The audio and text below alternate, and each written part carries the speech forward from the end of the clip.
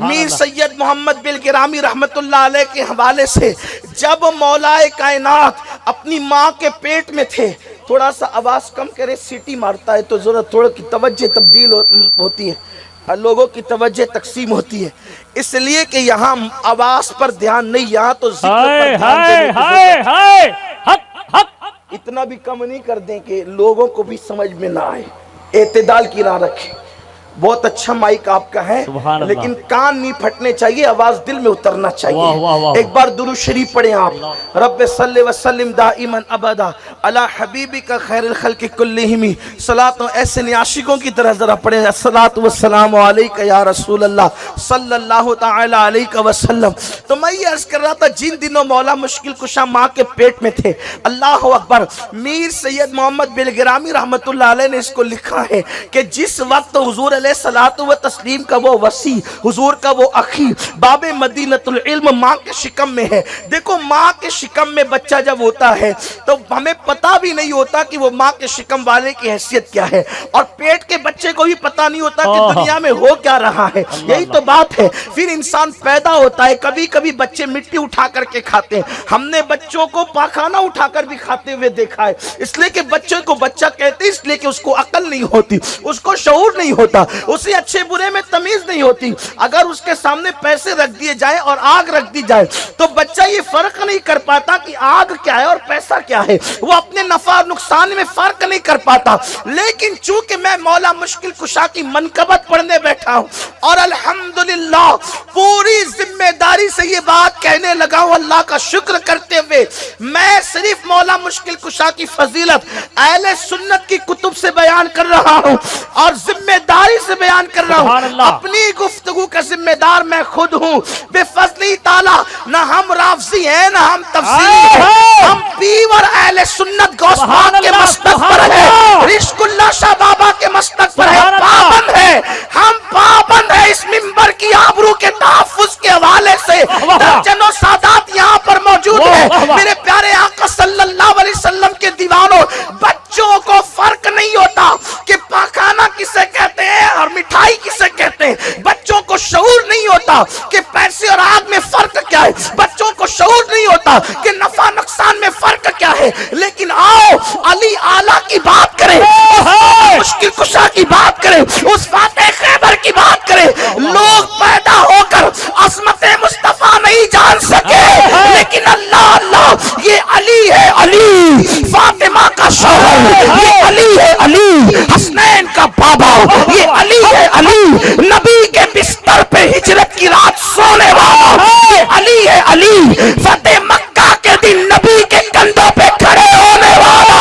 مولا مشکل کشا کہتے ہیں جب نبی نے مجھے اپنے کندھوں پہ کھڑا کیا تو میں اتنا بلند ہو گیا، یہ تصور کرتا تھا کہ ہاتھ اٹھا کر آسمان کا کنارہ چھو سکتا۔ نعرہ تکبیر، نعرہ رسالت، نعرہ حیدری، نعرہ حیدری۔ کوڈی نار والوں، آپ ایسا آج نہیں سن رہے جیسا ذکر علی سنی سنتے ہیں، تھوڑی سی ایسا لگتا ہے موسم میں سردی بھی نہیں ہے، لیکن آپ کا وہ انداز بھی نہیں ہے آج سننے کا۔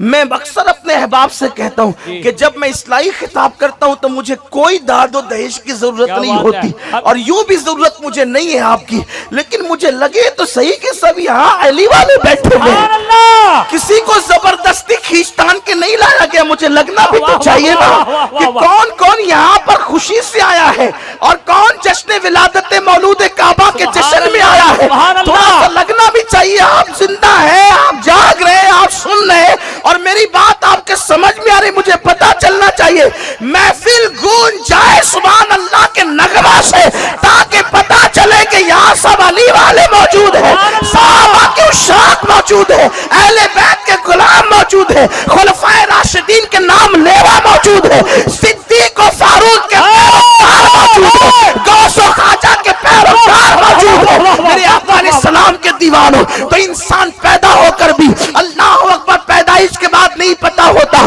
کہ یہ میری امی ہے یا یہ میری خالہ ہے، اللہ اکبر۔ اس کے منہ میں جس کا دودھ دے دیا جاتا ہے بندہ पी लेता है, लेकिन आओ आओ अली की बात करते हैं। ये सैयद मोहम्मद बिन किरामी लिखते हैं कि जब अली अपनी माँ के पेट में थे उस वक्त पूरी उम्मत का इत्तेफाक है अभी नबी ने ऐलान नबुव्वत नहीं किया है।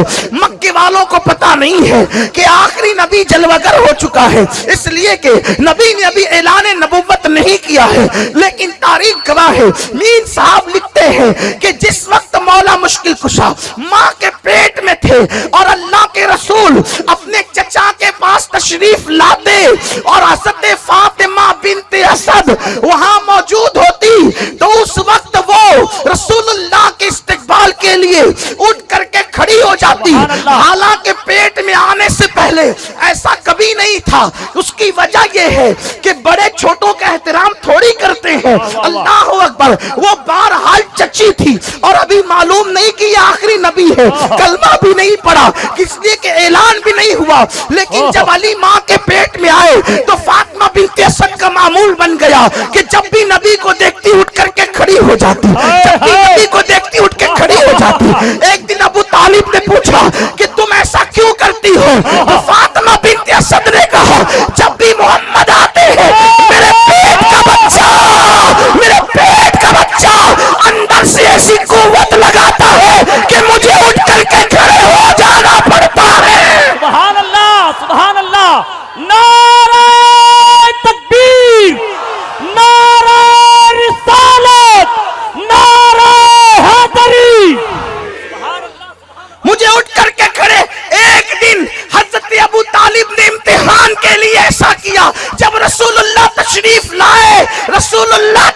लाए तो दोनों हाथ फातिमा बिनते असद के कंधों पे रख करके दबा दिया कि अब उठने न पाए। औरत होती है, लेकिन जब औरत के पेट में बच्चा आ जाए तो और कमजोर हो जाती है, वो नातवा हो जाती है। लेकिन अल्लाह अल्लाह, इम्तिहान के तौर पर जब हजरत अबू तालिब ने अपनी कमजोर बीवी जिसके पेट में बच्चा था दोनों हाथ रख के कंधे को दबा दिया, हुजूर तशरीफ लाए, कुर्बान जाए।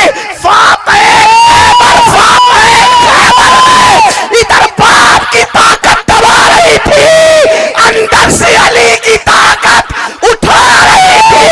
आखिर अबू तालिब के ताकत को, जोर को हटा करके फातिमा बिनते असद खड़ी हो गई और बता दिया कि खाते खैबर की ताकत का आलम क्या। नारे तकबीर, नारे रिसालत, नारे हैदरी। माँ के पेट में जिसकी कुव्वत का ये आलम हो, और यहाँ तो खड़े रहने का मामला है। लोगों को तो नबी पर सलाम पढ़ने के लिए खड़े रहने में जान पे बनाती है। आंखें मलना झुंझला पढ़ना, इमाम अहले सुन्नत कहते हैं आंखें मलना झुंझला पढ़ना लाख जमाई अंगड़ाई नाम पे उठने को लड़ता है। उठना भी कुछ गाली है।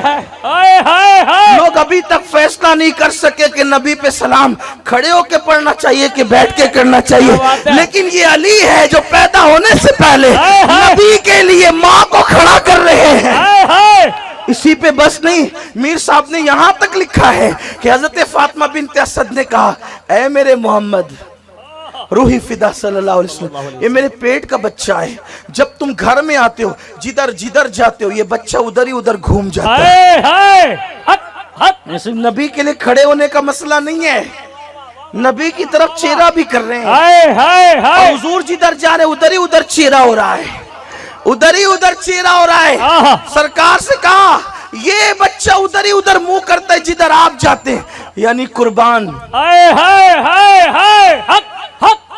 अली को नबी की तरफ रुख करने का किस कदर ख्याल है।